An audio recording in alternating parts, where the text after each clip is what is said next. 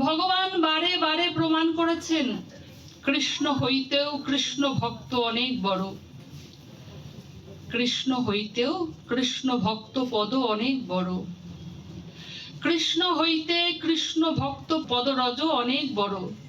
অন্যের কথা কি বলিব, স্বয়ং ভগবান শ্রীকৃষ্ণ ভক্ত ভাবের লোভটাকে ছাড়তে পারেনি।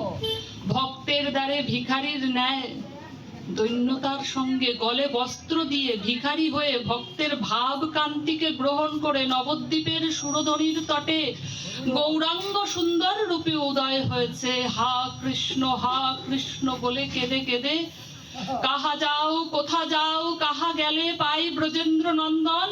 কেমন করে শ্রীকৃষ্ণ অন্বেষণ করতে হয় তা কলির জীবকে শিখিয়ে তিনি জগতের মাঝে ভক্ত ভাবের প্রাধান্যকে ঘোষণা করেছেন। তাই তিনি ভক্ত বৎসল ভগবান।